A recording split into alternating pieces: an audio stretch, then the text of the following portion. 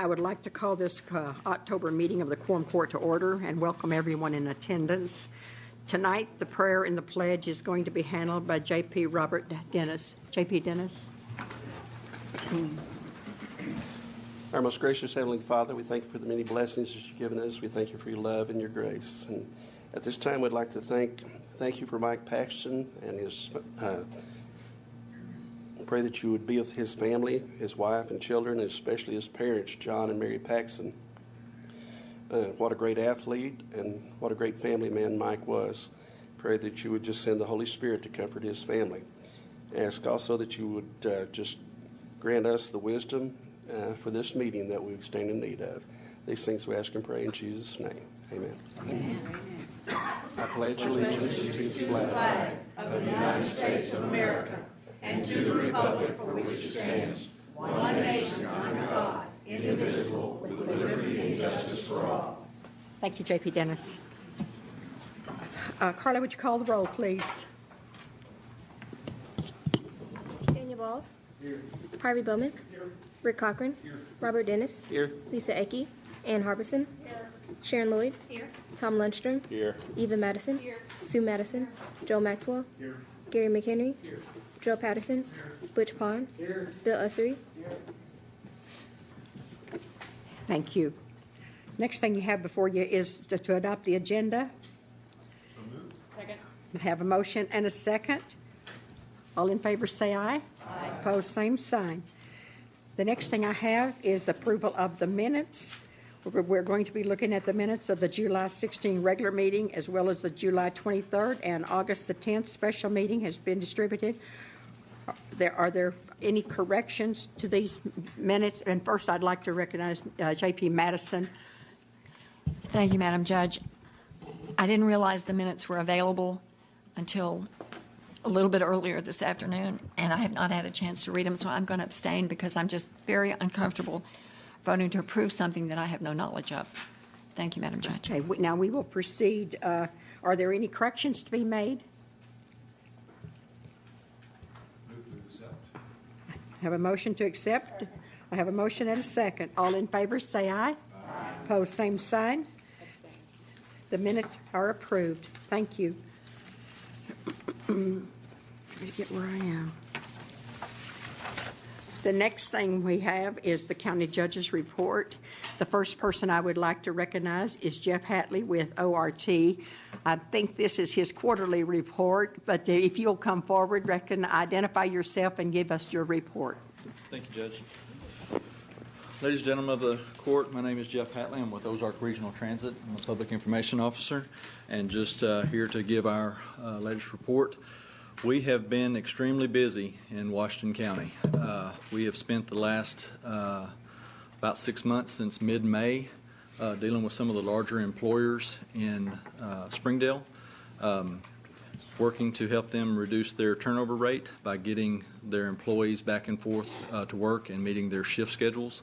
And that has resulted in 2 new routes for us. We've got 1 new route in Springdale now, and Ozark Mountain Poultry up in Rogers got wind of it, and they wanted a new route too. So dealing with them and Rogers Technical High School, we've also added a new route in Rogers in recent weeks. We're growing overall. Ozark Regional Transit has grown as far as ridership, 4% total since this time last year. The demand response has grown another 10%, and as I stated in previous reports, that's without adding a single vehicle to our fleet. We're just squeezing more out of what we've got through additional training and scheduling software and getting people trained on that scheduling software, squeezing more out of it. The Route 620, which is the route that this court approved and funded back in 2014, we started in June 2nd, 2014, running from Lincoln through Pear Grove, Farmington, Fayetteville, Greenland, and West Fork. And that route has, to date, carried almost 4,000 people. So that's allowing students to get to classes, especially NWAC students who ride for free. That's allowing people to get to doctor's appointments, visiting Walmart, That's a very, very successful route, and I want to thank you very much for allowing us to implement that. That's been a very good thing for the people out in the smaller communities. We had a record year in 2014 with 320,976 riders, and we're on pace to have yet another record year this year. With that, I will leave it open to questions and comments, concerns. Anyone have any questions for Jeff? J.P. Dennis. Thank you, Madam Judge. Jeff, good talking to you out there, but also on this. So we go into Benton County. So do we get anything from any of those folks in return for bringing those people to them? Do we get anything for carrying people from Washington County up to NWAC? Yes. Does Washington County get anything out of it? I would say they would get an educated Sure. person out of it. Yes, sir. NWAC gives us a line item budget to allow their NWAC students to ride our bus for free, and that's the reason why. So extending it out to... So they give you something. They do give you something? Yes, they give us a line item on their budget every year to okay. allow their That's students. what I was asking. Since they don't have their own transit system like the University of Arkansas, Gotcha. we act as their transit system. And so the 620 allows us to allow students, potential NWAC students in Lincoln and West Fork and the other cities mentioned to go either to the Farmington NWAC or Jones Center or the Washington County NWAC or the Bentonville based. Are all the students notified of this? And does the school counselors know about this? Yes. Okay. And we have they have a closed circuit TV up there, and we run commercials on that. We have route maps all over the thing. I was going up there and doing student orientations until they changed the format of that.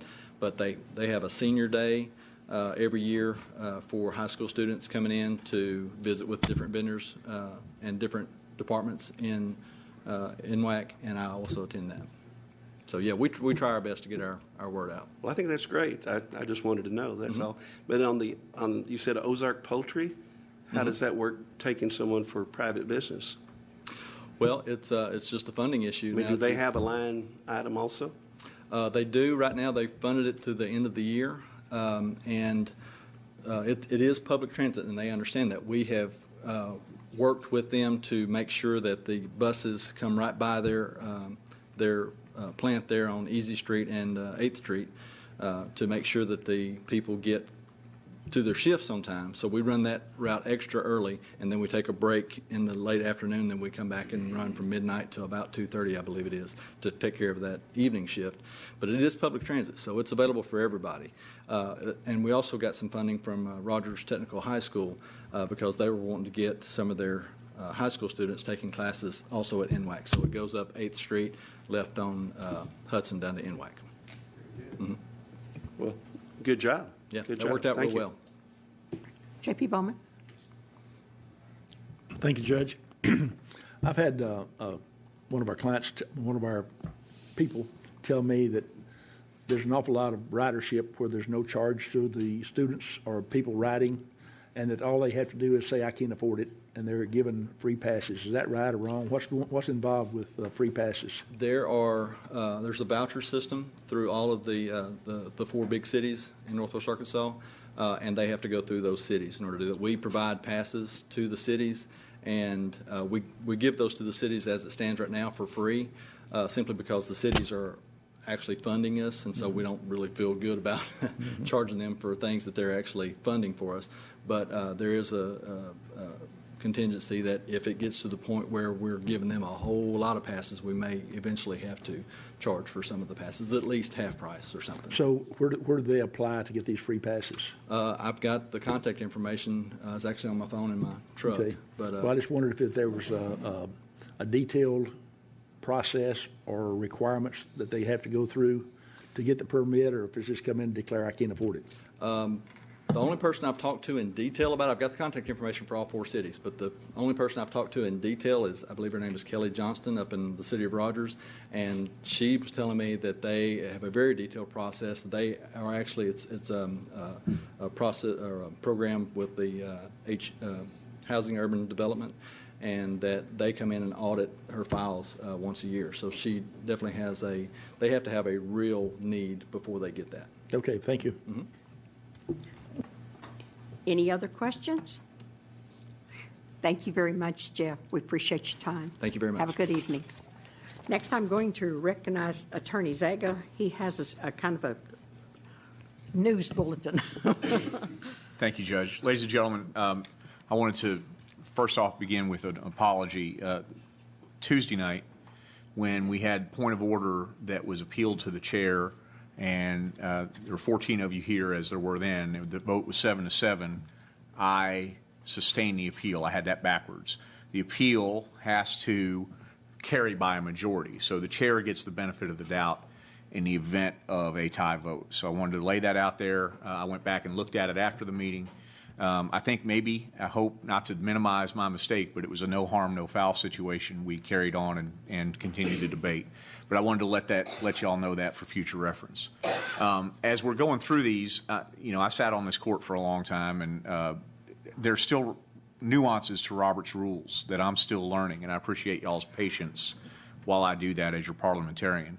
But the second part of this that I wanted to lay out for you tonight, and it's more of a question or an encouragement or an advice, is not a nuance. The entire purpose of Robert's rules is to have an orderly and civil debate and an orderly and civil process. Decorum. And decorum, it applies not only to how you all treat each other, it applies to how you treat the people in the chair, the people in the public, and the chair. In other words, decorum should pervade through the entire process. And I'm just asking you to remember that as we go through some of these sometimes emotional, and heated budget debates. Please keep that in mind while you're doing that. Thank you. Thank you. The next thing I have on my report is the Washington County Spring Cleanup. I think most of you are aware of this, but I kind of just like to make sure you let your people, it started today. It's October the 15th, 16th, 17th, and it's from 8 until 3.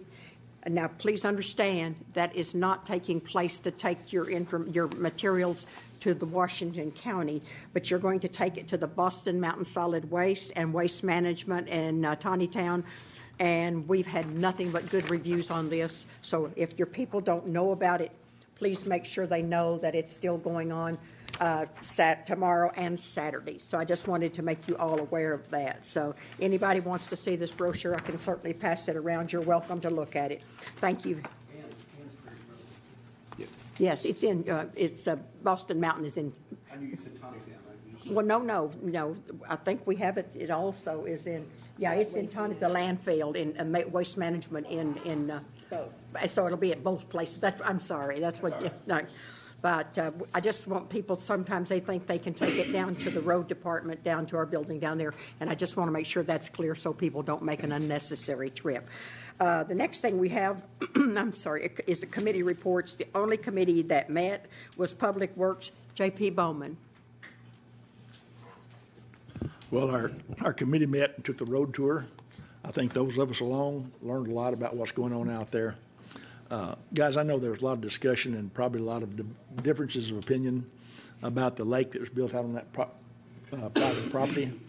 And it seems to me, from what I understood about the economics, that it made really good sense, even though it may look like there's something being done special for somebody out there, that this made a lot of sense to try to collect that dirt close to the application point without so much haul.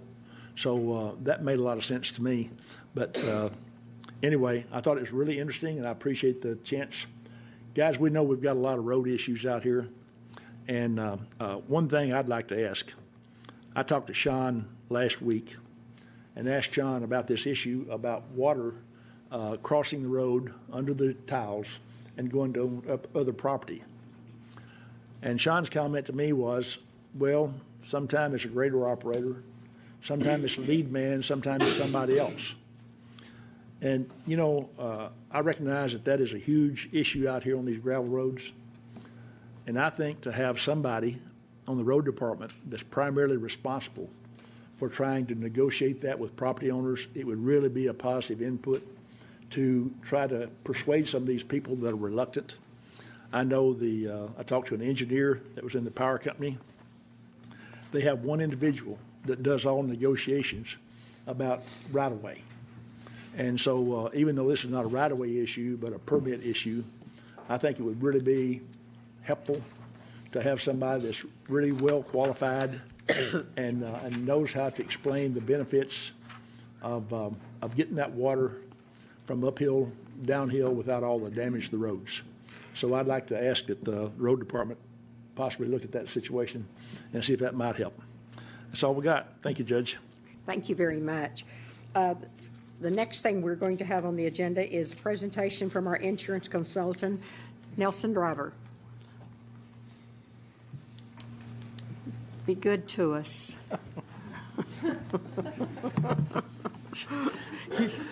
I don't think I'll respond to that, Judge. First of all, thank you very much, and I appreciate your time. Everybody, I think, got a copy of the spreadsheet that was emailed out earlier this week. I want to make one particular point, and I guess I better put my glasses on. I want to make one particular point as you look at this spreadsheet. Some of these figures that we're going to go over this evening are preliminary figures, especially when we get down looking at the property. We're in the middle of bids right now for all of the Washington County property, the buildings, contents, vehicles, heavy equipment, everything from a property standpoint. So some of this stuff is still in flux right now, and I'll explain that as we get down there to that. I think if you will take a look, starting at the top, you can take a look at the Employee Health Fund. Some of you folks that are new to the court, Washington County is a self-funded health plan. We've been self-funded now for 14 years, close to 15 years. We chose that direction over a fully insured plan, and that annual savings to the county is somewhere, fluctuates year to year, but somewhere between $400,000 and $800,000 a year versus a fully insured plan. If you take a look and you look at the losses, the health claims that are paid through our self-funded mechanism, and I'll particularly bring you down to 3170 health insurance claims. 2014 actual expenditures for health insurance claims was almost $2.6 million. Through midpoint of this year, $1.6 million. So we're on target right now to eclipse claims payments just on health claims alone higher than last year. Now, as a part of that, one of the things to take a look at is we have had a lot of large claims this year. And large claims are any claims they're reported to us from our third-party administrator that exceed $15,000. We have had numerous claims this year that are well over $50,000, some in the 60, 70 range and up to 100. We've got another claim that's going, and I apologize, but I can't discuss this too much because of HIPAA, but we've got a claim that's going to be coming through the latter part of this year and into next year that is going to exceed, in all likelihood, $500,000. The thing to recognize here is we have two stop losses on our self-funded plan. We've got a stop loss on a per claim basis of $175,000. So worst case on any claim, any one claim, it's going to cost the county $175,000 out of the fund. Then it goes to our excess of loss insurance carrier. We have an annual aggregate stop loss, which means in any calendar year, once claims hit a certain point, anything over that goes to excess of loss. And our annual aggregate is at $1.85 million, which is it's a pretty good chunk. But at some point in time, we have to recognize when it's time to stop the bleeding out of the company checkbook, so to speak, and that's when we send it to excess. These are negotiated rates. We use Blue Advantage Administrators, which is a Blue Cross Blue Shield subsidiary that functions as our third-party administrator. They're the one that write the checks. They manage the claims and write the checks. We don't have the expertise. We can't afford to put the expertise in place. to do that, and so we hire it done. They function with us on a flat fee per claim basis, so it doesn't matter if it's a $50 claim or if it's $500,000 claim. The TPA is going to charge us a set amount. You take a look, if you look at the next line item down, and that's the dental insurance, 2014 actual, I'm on line 3171, $178,000. Through the first 6 months of this year, we've paid out $105,000. So again, we've still from this point, we had 6 months left to go in this calendar year. Let's see, prescription drugs. Now this is where you're going to see a really, really large hit. Prescription drug claims in 2014 at $662,000. Through midpoint of this year, we were already at $346,000. The driving factors for the county in the prescription drug program, and we do have a copay system, and it's a 4-tier copay system with prescription drugs. We've got a point where it's for generic, we've got another one for preferred, and then one for non-preferred, and then we've got a 4th tier that is for biotech drugs, those drugs that are chemically engineered to treat specific symptoms that are really, really expensive, like to the tune of about $2,000 per dose. And on those particular types of medications, the employee or anybody else on the plan, employee dependent, or you guys, if you're on the plan, would pay 30% of the actual cost of the medication. So we have made some adjustments and changes to that over the years several times. Prescription drugs, the leading factors are statins, cholesterol type medications. Believe it or not, the top of the pack on prescription drug usage in county employees and dependents is antidepressants, stomach acid reduction medication, high blood pressure medications, and so forth and so on.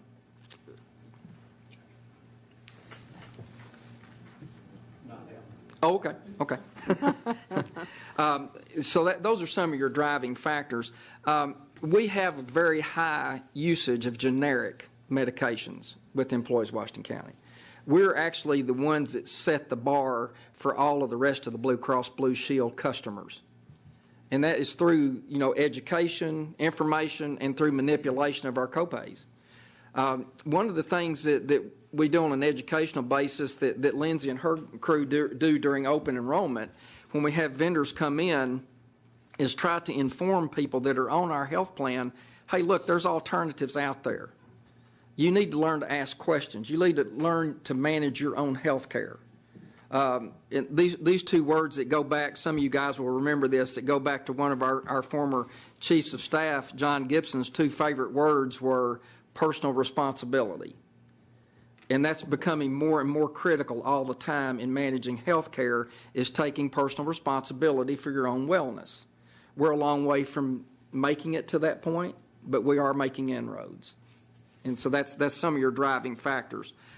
If you will look also down here at the Employee Assistance Program, the EAP program is a counseling program that's available to our employees. One of the things that we do with the EAP program, and presently we do this through Ozark Guidance Center, is if we've got an employee that's having issues of any type, mental health type issues, then this plan is open to them for counseling. For obvious reasons, you want to keep people productive. You want to keep them at work as much as possible. So if anything we can do to help a good employee stay well mentally and stay at work, then that's what this plan's for.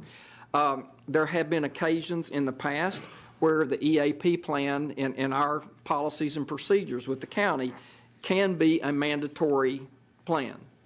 If you got an employee that is chronically late, high absenteeism, irritability, harassing other employees for whatever reason, that type of thing, a supervisor can refer them to the EAP program for help. And them keeping their job with an employer can be contingent upon them participating in this program. And we've used that successfully on several occasions over the last 10, 15 years. You don't want to lose a good, productive employee because they're having issues at home. It can be anything from financial to marital issues to whatever. So that's what the EAP program is there for. Okay? The ACA tax, if you'll look down there, 2014 actual expenditure, $57,807.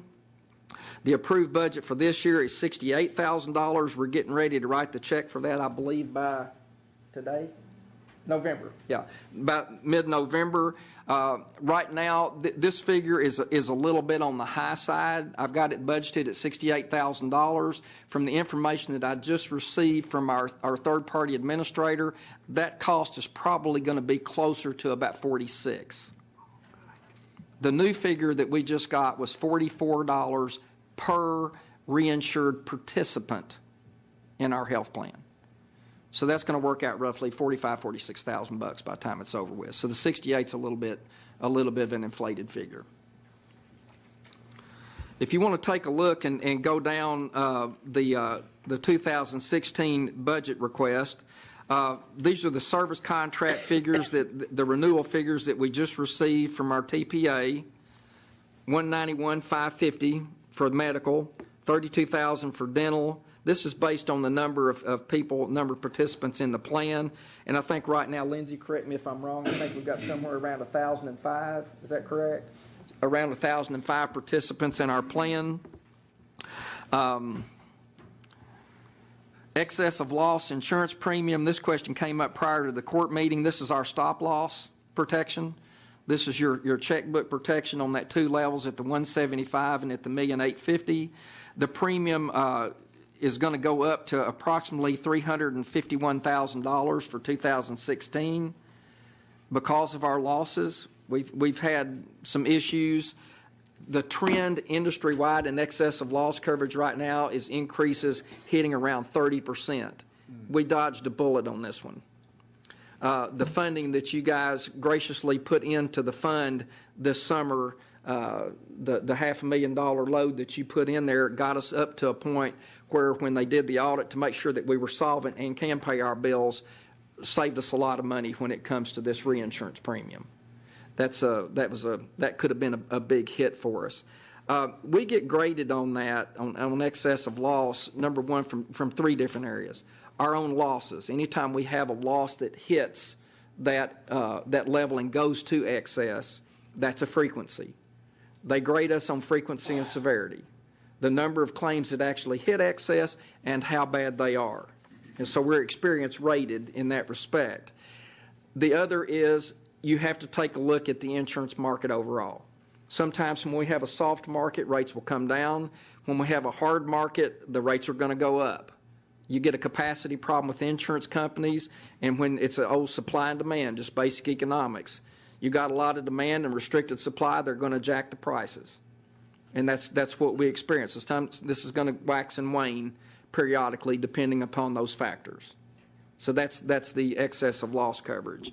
That premium will not be set in stone until the end of the year because the excess of loss carriers will not contractually obligate themselves until they see what your claim year actually looks like. So what we're trying to do is avoid any shock losses between now and the end of the year. So, sometimes that works, sometimes it doesn't. Let's see. If you have any questions, Judge, if they have any questions while I'm going through this. Let's go ahead and recognize some of them, then Sure. we'll pick up. J.P. Dennis. Thank you, Madam Judge. We all speak about what we know, and I know the company I work for, they're out to make money and save money. And so our insurance policy, I don't know what we have, and I'd love to see what they are. I don't hardly know what mine is, but we have so many discounts for doing certain things. Do we practice that? No, sir. Why not? And I'll tell you, let me explain why. Okay, so I've got a whole menu of different things, and so you could probably speak to the menu. But while I've got the mic, I'll say I absolutely hate smoking and think it's so harmful to everyone that I would be ready to make some tough rules about that. I totally agree. They can take their car home, but they better stop smoking. So, thank you. Go ahead. I'm all ears. I'm not sure I can talk now. I totally agree with that. And we have come before the court on several occasions in the last 5 to 7 years with wellness issues, with wellness proposals, and they've been voted down. Well, the reasoning, I guess, for lack of a better description, is we had some justices that served on the court in years past that felt as though it was discriminatory, and so it failed. That's the only answer I can give you on that. I think by not paying attention to wellness programs, because I know one of my jobs, I work for the university, and we do get discounts for participating in wellness plans. Employers all over the country discriminate on rates for health insurance based on your lifestyle, based on your blood chemistry profile, based on high blood pressure, tobacco cessation programs, you name it, and there's factors there. And if you don't pay any attention to those at all, then you're going to pay this rate. If you participate in the plan, you can earn those credits back and get your premiums back down. Highly, highly recommended. And when I come back on the 12th of November, those are some issues that we really need to talk about. It saves money, doesn't it? Yes, sir. It absolutely does. One of the things that we do, we've got 2 clinics that we work with right now on disease prevention, wellness issues. We have an organization called I Am Well that's a clinic over here off of Crossover Road at Joy Street. Our employees can go there for treatment. If they get a cold, they get sick at work, they can take off, they can go over there. They can be seen within 24 to 48 hours maximum and back to work. And there's no copay. We get the same pricing from this clinic that we get with our discounts through utilizing the Blue Cross Blue Shield network. That's an incentive. And that's one of the reasons that the court decided to waive the copay, is to drive them there, go to the doctor, get treatment before it turns into a full-blown problem and you end up in the emergency room at one of the hospitals. Same deal. And we also utilize, we've got a situation very much the same with UAMS. They have 33 physicians in various stages of seasoning, I guess, for lack of a better term, working toward their family practice residency program. And they've got 33 physicians over there that they can see. And number one, it gets people back to work faster. They're more likely to go to the doctor for a cold than to wait until it develops into pneumonia and end up in the hospital, which directly affects our bottom line. So there are a lot of wellness issues and a lot of options on the table that we really need to take a strong look at. And hopefully, there'll be some resolution this time to that. J.P. Maxwell. Thank you, Judge. Thank you for your thoroughness there. I just have a couple of questions to help my education. Obviously, there's some increases, and I think probably most insurance plans continually have these kind of increases. Do you have a good guesstimate as to how much of these increases are due to just adding employees to the roster versus cost going up? Without running the numbers, without crunching them, I'm going to say probably 10% or less. It's from increased employees? Okay. Mm-hmm. The vast majority of this is carryover, and it's a consistent. Right. And then on the ACA tax, 2 things there. Do you expect, sounds like it's dropped to $46,000 versus the $68,000 you were kind of anticipating. Do you expect a similar type drop for 2016, or do you not know until you get there? I wish I could answer that question. Okay. The problem with ACA is it really and truly it's still in such a state of flux that nobody really knows. Absolutely. The expectation of driving healthcare costs down, a lot of people were anticipating this was going to be an immediate drop. That never was going to happen. Insurance rates, funding rates, healthcare cost rates went up all over the country because now insurance companies, for instance, were, well, for lack of a better term, forced to drop the exclusion part, and so they're having to take people just like they are. So they're taking people with pre-existing conditions, and that's part of what this tax pays for, is to prop up the cost of those pre-existing conditions until this thing settles out. I can't sit here and tell you with any certainty at all that it's going to drop. I would say just from seasoning and from 30-plus years of experience in this, it's doubtful. I would say over the next 3 to 5 years, you're probably going to see an increase in that cost and not a decrease. It's just really kind of hard to predict. And I agree with you. The Affordable Care Act is definitely still in a lot of flux, and it's very difficult to predict, so I appreciate that. It looks like we started in 2014 using the excess loss insurance premium. Do you have a good feel for how much that saved us just last year? That's obviously a big premium, but I'm assuming that's also buffering us from a whole lot more expenses. Do you have kind of a feel? I know you mentioned earlier that by insuring ourselves, we're probably $500,000 ahead. Do you know what that impact that's had? It depends on the year. There has been years right after we started this funding program, we went 4 or 5 years where we never had a claim hit, and that's good. And then we experienced a couple of years where we had 4 or 5 claims hit the cap, and those are your nightmare shock claims that nobody can predict. I would say, right now we're in a hard market. If things settle out and we can get through this year and next year with fewer than 2 or 3 claims that hit the cap, I would expect that premium will start to move back in a downward fashion. But we're going to have the experience behind us because they're looking back at minimum 5 to 7 years of experience when they're setting these premiums. I guess the last question then, do you, besides the health and wellness kind of back to personal responsibility piece that you're talking about, and hopefully we can talk about that because I think everybody benefits from that. People are healthier and our pocketbooks are healthier and Sure. the county's healthier. What other innovations would come to mind for you that we could do to kind of help? Obviously, this is a big budget and healthcare is not going down, and it's really, really difficult to manage.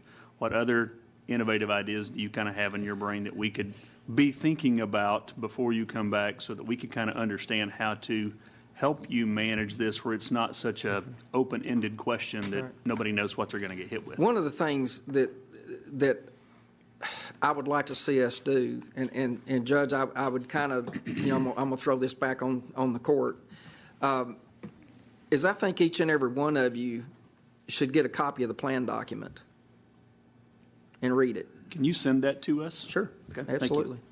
I think you ought to read it. I think you ought to go through it and see exactly what is in our plan. Now, some of this is required by ACA, and there's not a thing we can do about it except take it and go. And I've said this on numerous occasions over the years. Washington County has a benefits-rich health plan. We've got a good health plan. There is reasons that it's benefit-rich. That's called employee retention. You take a look at the pay scales of Washington County employees compared to industry around Northwest Arkansas, our peers, if you will, and you've got a pretty high percentage, I would say, of employees that are here and stay here because of the benefits that they receive from Washington County. And it's the same way with the university. You don't go to work for the university because of the high pay. You go because they've got a good, rich benefits package, and that's what keeps people here.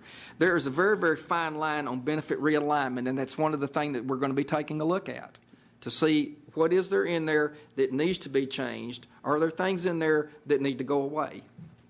Those are some issues. They're hard issues to deal with.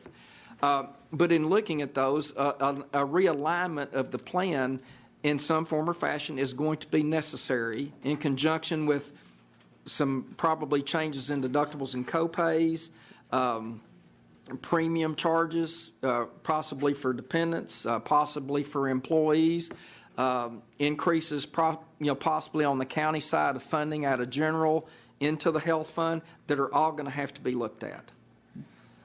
We've tried this in years past, and for whatever reason there was resistance to doing that.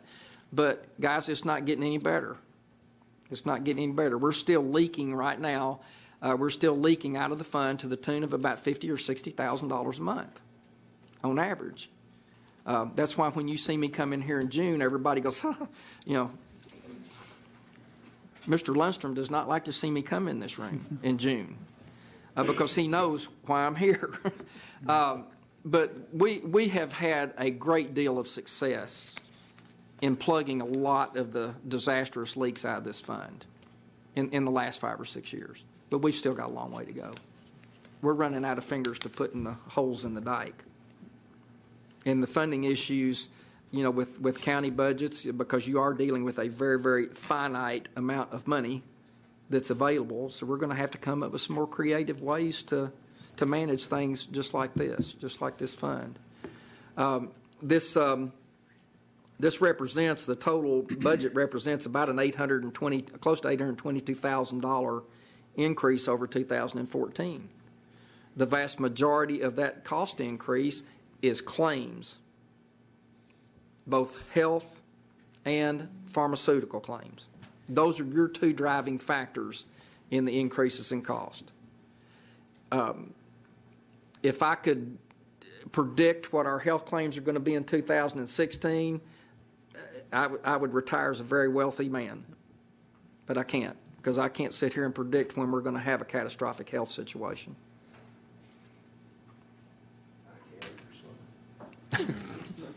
Did that? Absolutely, and I appreciate those answers. Thanks for going through the whole laundry list. Thank you very much. Thank you, J.P. Judge. Harbison. How are our employees on I Am Well? Since they don't have to, has it really helped since they don't have to, if they go to their doctor, they pay a copay, right? But if Right. they go to I Am Well, they don't have to pay the copay. Has that encouraged more people to use I Am Well? Or is it about 50-50? And it waxes and wanes. It goes up and down. We had an issue. We really don't have enough incentive then for them to go to I Am Well instead of to their regular doctor. I mean, I think we need to look at some incentives. Even with waiving a copay, it's very, very difficult to get someone to move from their present primary care. Somebody that you've been comfortable with and going to for the last 15 years or longer, Right. and incentivizing them to go over here. It's difficult. It's a mindset. We've had some success. Right first shot out of the bag when we started with I Am Well, within the first couple of months, she was doing a physical examination on one of our employees and recognized the fact that I believe in this particular case, it was a case of brittle diabetes that had been undiagnosed. And that probably, I can't tell you how much money that probably saved the county right there. It could have not only been a health claim, it could have been a death claim as well. So we're looking at issues like that. But coming up with creative ways to incentivize people to take responsibility for their own stuff and do preventative care.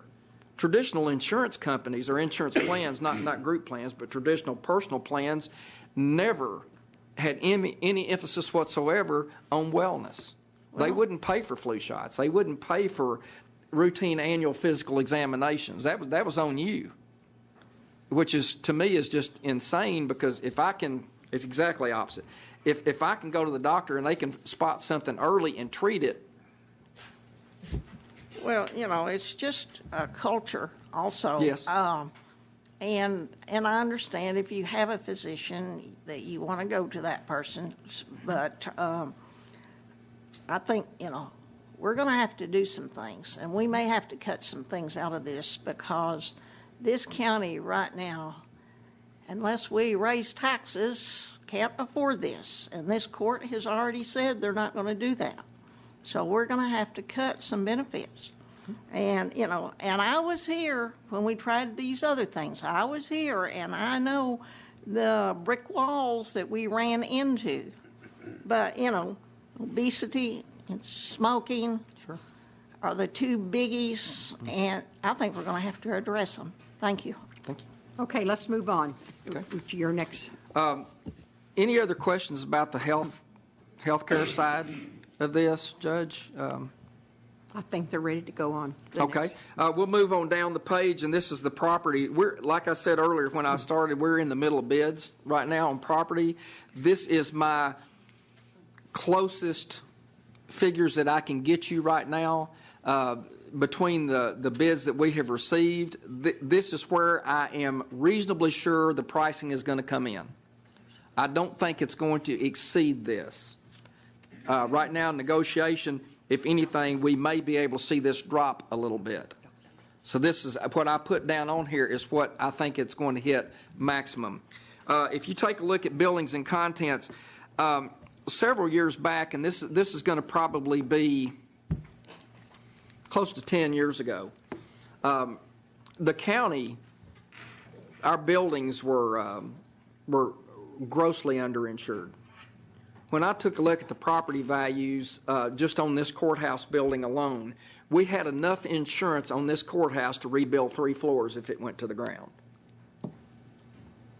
Not 5, 3. And so at the time, Judge Hunton, we started putting the property insurance out for bids, and we had each one of the carriers submit a completed replacement cost calculation for every building that Washington County owns to get our insured values up to where they need to be in order to take care of business. My biggest concern is a risk manager, I have to be able to have enough at my disposal to rebuild this courthouse like it was before it went down. That's my biggest concern. All of us, myself included, you guys on the court, the department heads, have a really large fiduciary responsibility to the taxpayers of this state, or excuse me, of this county, to make sure that business is taken care of. I don't think any of our constituents would be too happy with us if they found out we couldn't rebuild but 3 floors of this courthouse. We got a lot of money tied up in contents and buildings. So that's what this represents. The court passed a couple of an ordinance. Steve, you're going to have to help me here. It's been probably 7 or 8 years ago, I think, maybe now, where now we go out for bids every other year. Property is bid. Right now we're in property bids. 2016 we'll be bidding the group insurance, the life and health and that stuff. We'll be bidding TPA services, group life insurance. We do that on an every other year basis. One of the pros of doing that is even if you don't end up changing carriers, you're going to keep your incumbent insurance company's pencil sharp if they know there's competitors out there that would like to have the business. The flip side of that is you've got very few insurance companies that are willing to look at public property. They run from it. So that's one of those issues. Right now, if you want to go through this, building and contents, you've got 2 coverages again because you have to go into the different markets to get county property insured. The first $10 million, then excess, anything over $10 million. And I believe right now, property-wise, we're at about $96 million total in property, county property. Boiler and machinery, that's all of your heating and air conditioning systems, pressure water vessels, those types of things. Notary public, E&O. Anybody that's a notary public has to carry a bond with the state. They have to do that, and so that's the cost of that. Crime coverage, fiduciary liability. What you're seeing here, this $723 that you're seeing in the proposed budget has already been paid. Okay, so that's going to be kind of a little bit of a misleading number. When we buy fiduciary liability, it is a 3-year policy that is paid in advance. So the premium has already been paid. This will go out again for bids in 2016, which will take effect 17, 18, and 19. So I know that's not much of a savings, but it's. I just wanted to point that out to you, that that's not money that's going to be spent. It's already been paid. That gives you a total budget on the commercial property of $178,979.89. Moving down the list, workers' compensation. Workers' compensation is placed through the Association of Arkansas Counties. We're in a self-funded plan with the Association of Counties. We put this out for bids again every other year. The only bid we received back this year was AAC. The private insurance carriers, Liberty Mutual, the other big players in the workers' comp market won't touch it. Again, you've got a sheriff's department. You know, sorry, Sheriff. You've got a sheriff's department, you've got a road department, and traditional workers' comp companies run from it. You know, those types of things. AAC has done a tremendous job for the counties in the state of Arkansas through this self-funded program by keeping our costs down. Because Washington County was one of the initial establishment counties of AAC's risk management pool, we get a 5% discount off of AAC's already low workers' compensation rates. Now, you're going to see on the workers' comp premium a decrease this year over 2014. Now, this number can change. The 2016 budget number can change. Workers' compensation premiums are based on payroll. So if you give a pay raise, then it's going to affect your workers' comp premium. Workers' comp is also experience rated, which means we're held accountable through a multiplier for losses. Every time we turn in a workers' comp claim, that is one frequency. That's one claim. Whether there's a medical bill attached to it or not, we are legally required to submit all claims to the Workers' Comp Commission, period. No exceptions. They don't go to the doctor, we still have to file the claim. That is a frequency. We're also graded on severity, how much dollar value that claim represents by the time it's closed. And that creates a multiplier. That multiplier is called an experience modifier, and that thing runs on a 3-year rolling loss history. So the losses that we have in 2015, both the number and amount, will count against us on our multiplier for us or against us 16, 17, and 18, and will roll off in 19. So a bad year haunts us for 3 years. So anyway, our modifier dropped for 2016, which I was really kind of surprised. That one caught me off guard. I wasn't expecting it. But it did drop. We're going to take advantage of it and pay a little bit of a lower premium in 16. Did you have a question, Judge? Okay. Yes, ma'am. Sure. I'm really enjoying this, so bear with me. But Sure. like on vehicles, we purchase vehicles on the state bid. We don't buy insurance collectively with the other counties or on a state bid. AAC actually bids on our property insurance as well. They weren't competitive.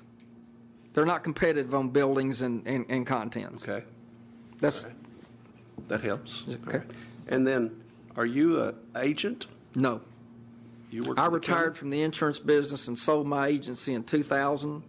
Lapsed every license I had to remove the temptation of ever doing it again. And one of the reasons that I chose to go that path is I can't put myself out there as a consultant if I'm still in sales. That's a direct conflict of interest. Yes. Okay. Okay. Yes, ma'am. Okay. The AAC Risk Management Fund contribution. I made a note down here on this one to specifically address general liability issues. General liability protection agreement with AAC's risk management pool. This is not insurance. This is not insurance. This is a risk management pool. Excludes all claims for which immunity is provided by state or federal law. So, if we go out today and we buy a general liability policy for Washington County, Arkansas, we have waived our tort immunity. That's the reason that we're in this risk fund. With our contribution in this fund, and again, this is an accessible fund for all of the counties involved, and if I'm not mistaken, I think now all 75 counties in Arkansas are a member of this risk fund. That provides our defense, when we get into a situation where we need that. Okay, so that's our particular assessment this year, again, for the Risk Management Contribution Fund is $192,912, up about $10,000. AAC Risk Management Auto Contribution, commercial autos, all of our vehicles. The road department trucks, the pickups, the dump trucks, the sheriff's vehicles, the county employee vehicles, all of them are a part of this contribution to the AAC fund. This pricing also includes our heavy equipment. That's going to be our graders and that type of stuff, all of the county's heavy equipment. If you break this down, the number of vehicles that Washington County has, and you take a look at the charge that AAC puts on Washington County for participation in this fund, and this is with a $500 and $1,000 deductible, that's about $100 per vehicle. You're just not going to beat that. The other carriers declined to even submit a bid because they cannot compete against AAC. The liability that we carry with county vehicles also extends to non-county employees if they're in one of our vehicles and they get hurt. So you've got an extension there for protection as well. Okay. All right. Election Commission, that's the risk cost for the Election Commission at $1,500. You're looking basically at a total contribution to AAC for all of our heavy equipment, vehicles, and liability at $649, which is a little bit less than what we paid last year. That is pretty much a set price. I don't expect that to change. Okay, don't expect that to change. Total property with the buildings, contents, vehicles, our risk pool is going to increase from $813 to $828.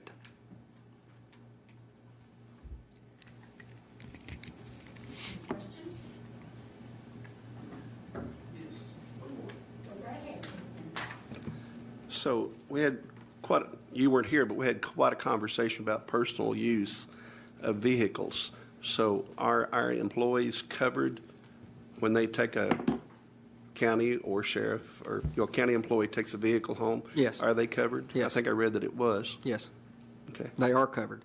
One of the things that, again, just for county protection, for liability protection, that I would recommend at this point, which is nominal cost at best to an employee, is to require any employee, this is something you need to at least think about, require any employee of Washington County that has a county-owned vehicle to drive other vehicle endorsement on their personal automobile insurance. The state police has required that forever. If they've got a trooper that takes a car home that they've got used 24/7 because they're always on emergency callback, and they're using that on personal business, and they T-bone somebody at an intersection, then their automobile insurance would jump in there ahead of the state. Yeah. But we don't have that. It's not required as far as I know, I don't think. Thank you. Is there any place on here that tells us what our income is from this? In other words, what's the employee contribution to this? I don't have those figures with me right now. Lindsay, do you have those, Cheryl? If you'll look in the revenue section of the Blue Book, it will be page... Thank you. Yes, ma'am. I'm sorry, you say you're going to be here Page 47? November the 12th? And so will we, what are you bringing back to us the 12th? Hopefully nothing. Well, my purpose in coming back on the 12th will be if something changes on the report that you have before you tonight. Okay, this will just be an addition. Yes, ma'am. Okay, that's what I needed to know. Okay, Cheryl, go ahead, I'm sorry. It's on page 47. If you'll look down through there, that's the income, the entire income for the insurance. And the insurance premium is the one that's the employees pay in. Right, Bobby?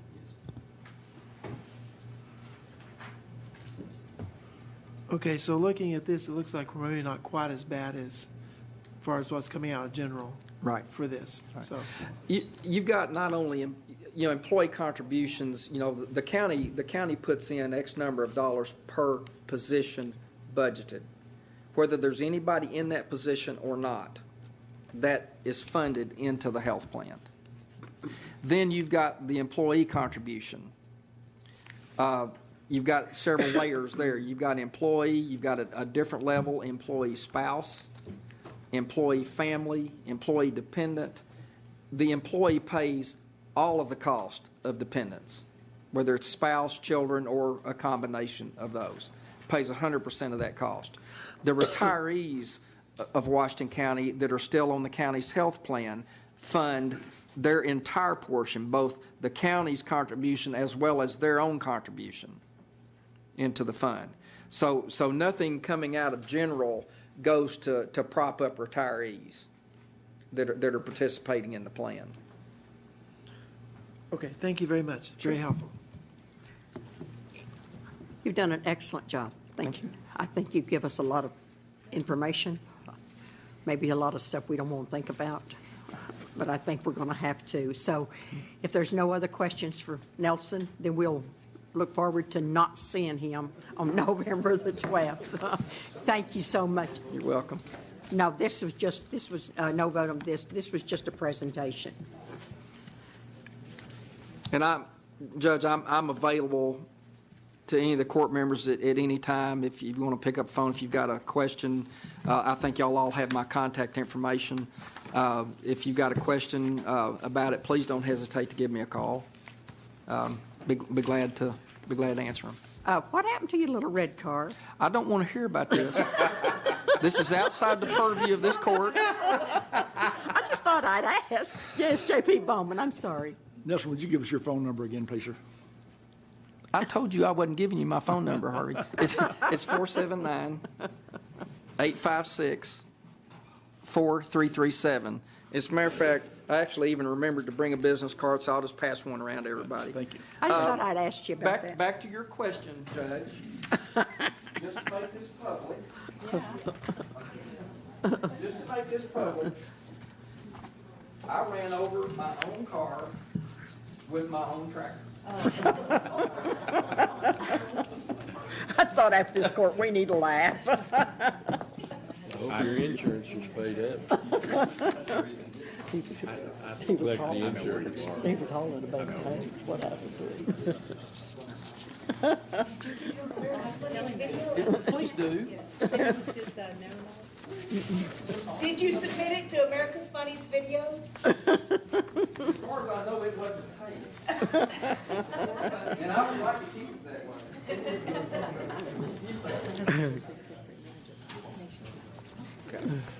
As far as I know, it was not video. And I would like to keep it that way. And just to, be clear, it was a total. Let's do this last one. That's what I'm with you. Thank you, Nelson. You're welcome. Okay, we're on number 9. J.P. Pond. Yes,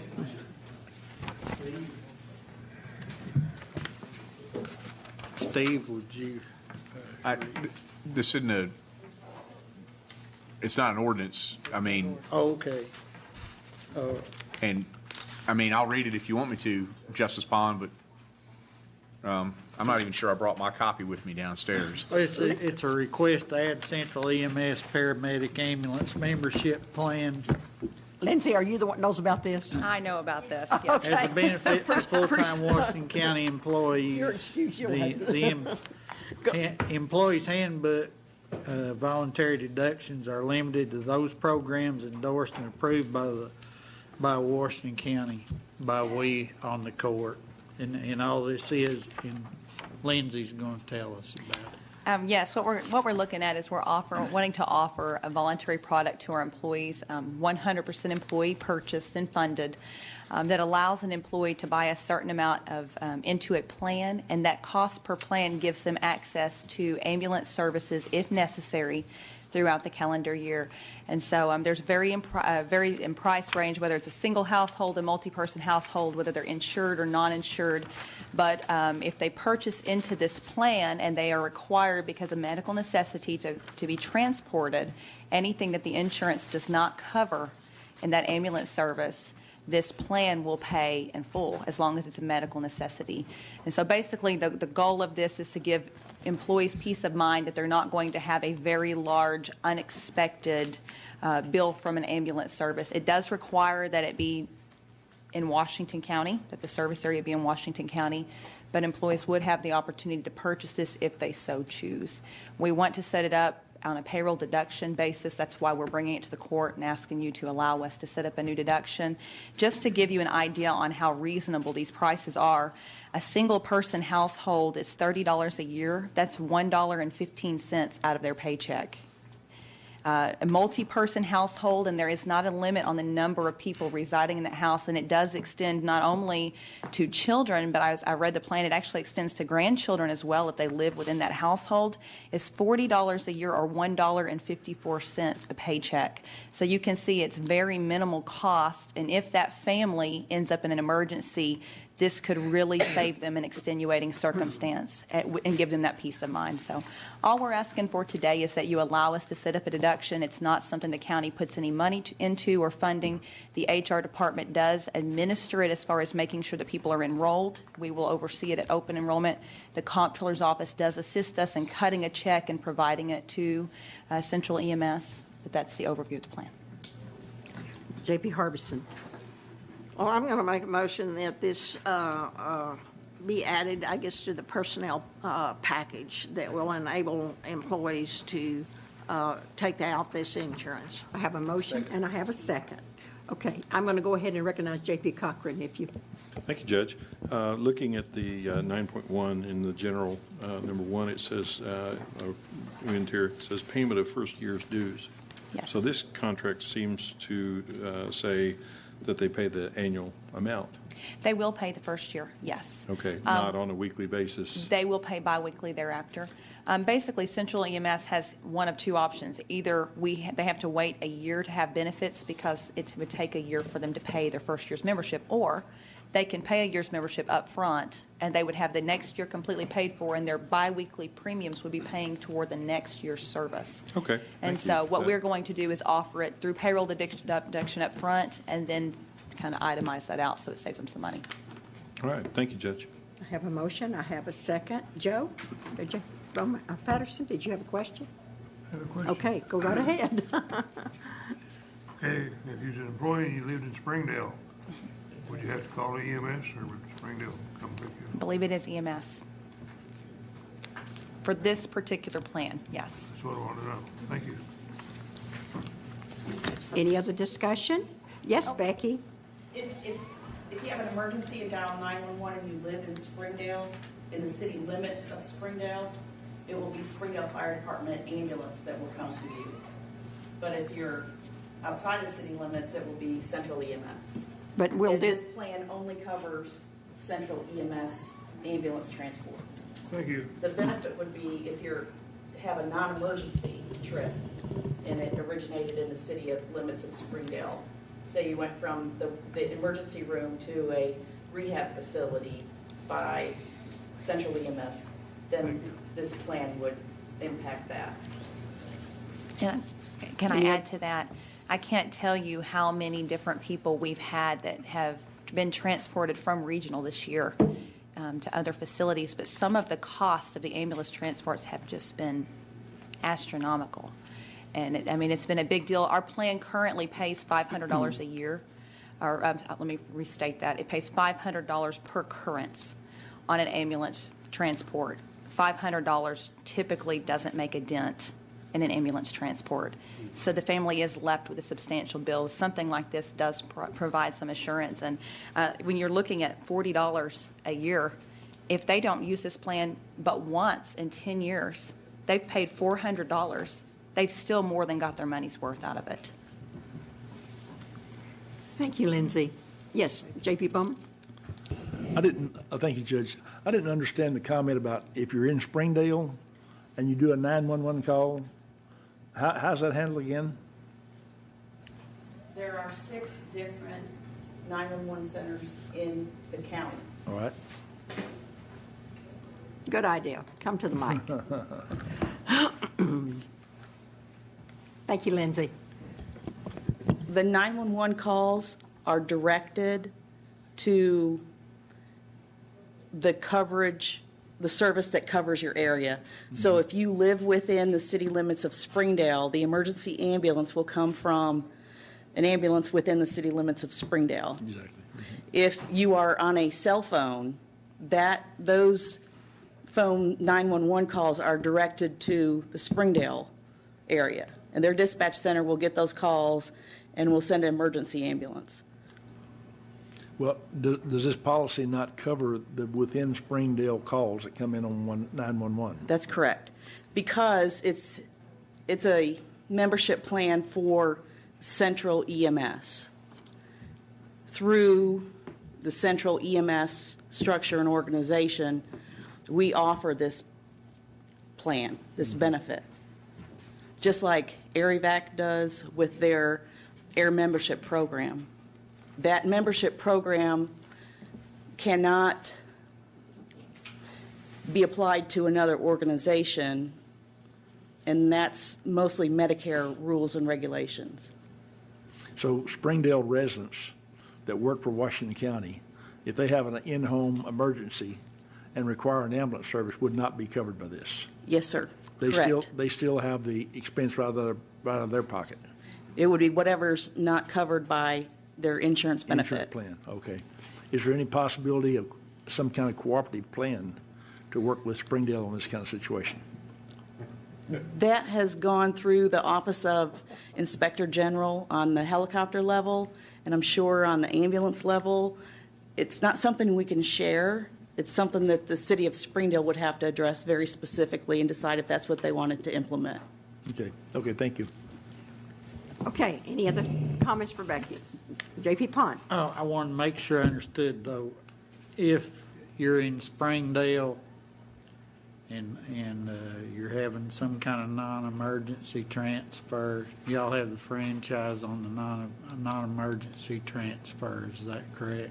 Not within the city limits of Springdale. Then the fire department transfers people in Springdale, like from Springdale Hospital to a nursing home someplace? No, they do not.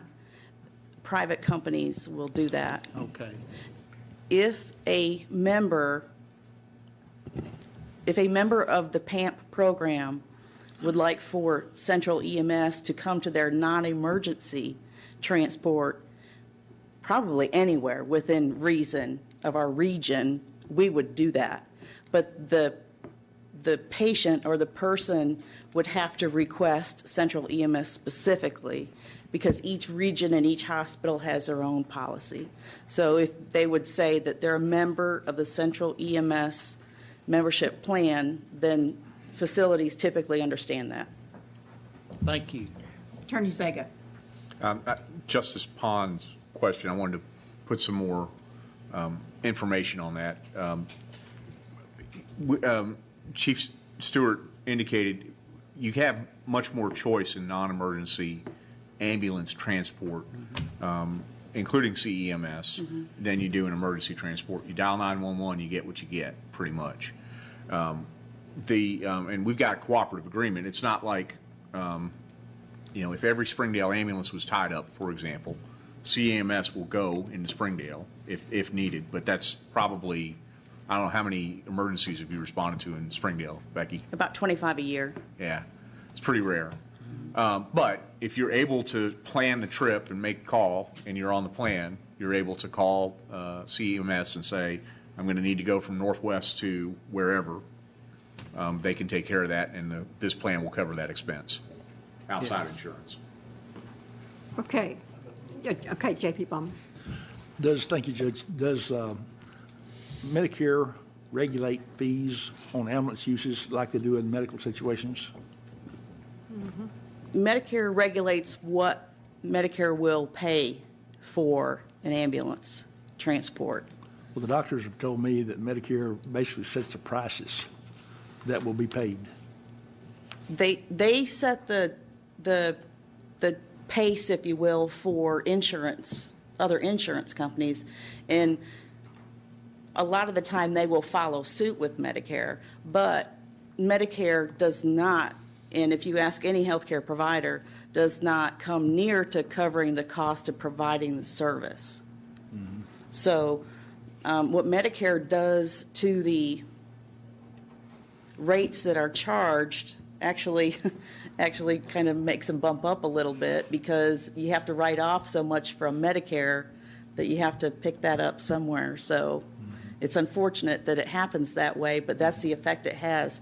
But an individual who has Medicare in a supplement doesn't benefit from this membership plan, because Medicare doesn't allow for charging what used to be called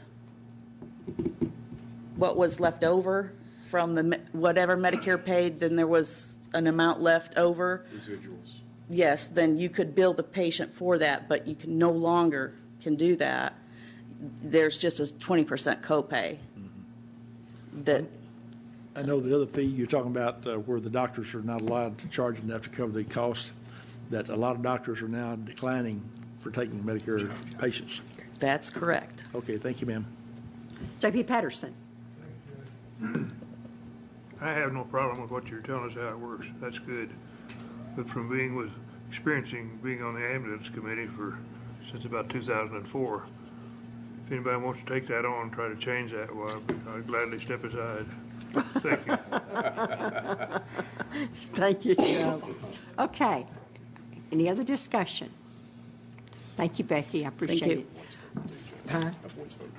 Okay, I'm going to do a voice vote. All in favor, say aye. Aye. Opposed, same sign. Okay, that business is taken care of.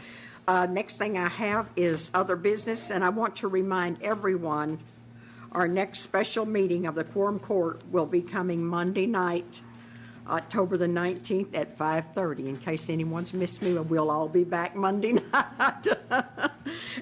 Citizens' comments. Other business? So Nancy was through? Yeah, she was through. Yeah. Could we extend it just a minute? I thought you were coming back to talk. Well, come on back. If you got something else, sure. Hang on just a minute. Well, we were discussing this, the free, where they could go and see, I forgot what it was called already. I Am Well Health Clinic. I Am Well Clinic on, Yes. yeah. Okay. If I went out and asked randomly 100 Washington County employees, how many of them would even know that they had it? I believe that there's awareness. Awareness is not a concern that we have. For one, we have brought them in, and they've done several speaking events. Each year we have health fair. The last 2 to 3 years we've had a very large health fair. And we discovered, we've always done door prizes, but we discovered about 2 to 3 years ago that we had some power of influence with those door prizes. And so basically what we've done is we've set up certain groups that we want every employee to visit their booth and receive a screening. Maybe it's blood pressure, glucose. We even had a lung test one year that for smokers. We could tell about what type of damage had been done to their lungs. And if they visit those mandatory booths, then they have a large door prize that they're entered to draw. All the door prizes have been donated. There's no county expense in it other than picking them up. But the last 2 years, we've given away a tablet. And because of that, about 300 employees will go through every single screening. Of those screenings, UAMS and I Am Well are mandatory booths that every person has to hit. And part of that was just so that they would become familiar with doctors, they would become familiar with nursing staff. With that familiarity, hopefully they would step out and try the clinic out. And so awareness is not an issue. What Nelson was saying is very true.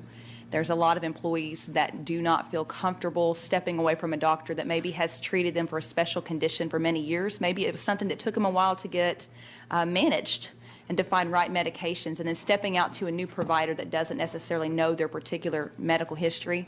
That's a leap of faith for some people. I understand that. I also understand rich benefits. Yes. Which I do not have. Right. I'll just flat out tell you. So I think they need to understand what kind of benefit they're really getting, because out in the real world, it doesn't exist anymore. So what about education in their check stubs and things like that? This smoking thing, I mean, it's real. Yeah. And I am so anti-smoking, and I see so many people still smoking and know that it's so bad. I'd just like to see them all get off of it. We have not gone the route of the check stubs. Bobby Hill probably really appreciates that we haven't done that. But part of the reason, just to be completely honest, is most of our employees are on direct deposit.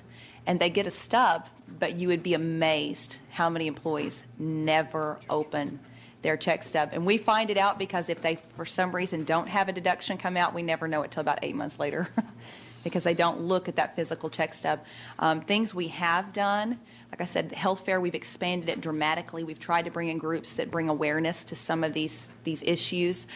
We've started this last year. We introduced a 12 months of wellness program, and each month we have a vendor come in. They don't charge us anything. They provide lunch for the staff, for all that sign up, and they cover a different wellness topic with employees every single month. And it has been a huge success amongst our employees. I think several of them look forward to it. We get calls weeks in advance wanting to know what the next lesson's going to be on, and we have seen some that's curbed lifestyle habits because of it.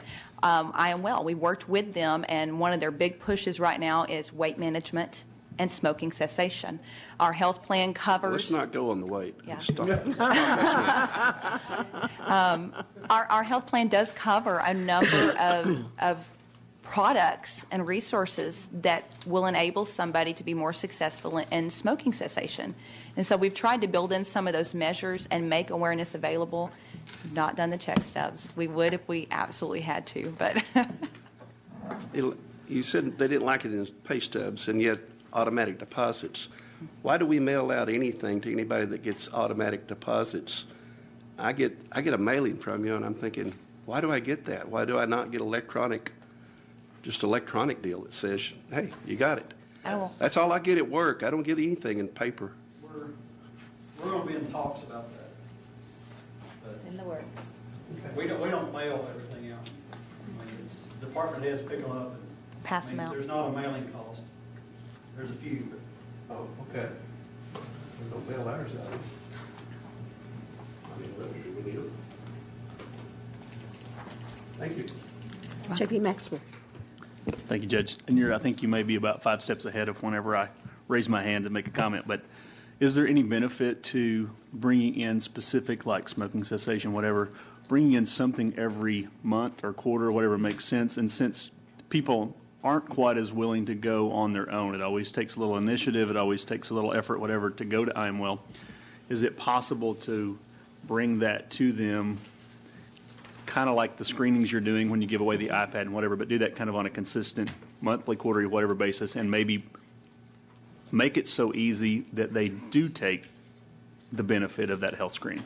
I will say this. We have done that at the road department. The Washington County Road Department has kind of been our I don't want to call them our guinea pig, but, they were the ones we really said, let's bring I Am Well in and see what we can do. To be completely honest, most of our road department staff do not see a regular doctor. They just don't. And so we brought I Am Well in, and they, at least quarterly, will do some sort of speaking and awareness training with the employees, and we have seen such a huge utilization increase amongst our road department employees at I Am Well that it has been very, very effective. I Am Well has also done a few things with our sheriff's office, and so we have started that. They are one of our groups that can do lunch and learns once a month. And so we are trying to target some of those areas, and it's just really, if you can ever earn that trust of the employee to where they will try it out. Most of our employees that have tried I Am Well have stuck with it. They really enjoy it. It's easy to get into. They're not waiting in a waiting room for 2 hours. I mean, there's just a wealth of benefits available there. And to the county, because a lot of the employees that are going to I Am Well previously went to the ER if they had an issue. And so we're saving money as well. Thanks for being about 5 steps ahead. That's excellent. She's that way with everybody. Any other questions or comments for Lindsay? Just one. Do you have any openings? I'd like to go to work for you. I just filled my last spot.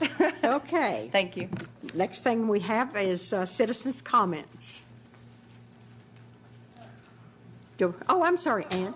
I just want to make a comment Go right that ahead. the Woolsey Bridge is apparently going to be saved. It has been awarded to the city of West Fork to move down to West Fork for a footbridge and a bicycle bridge, and they're going to move it by train.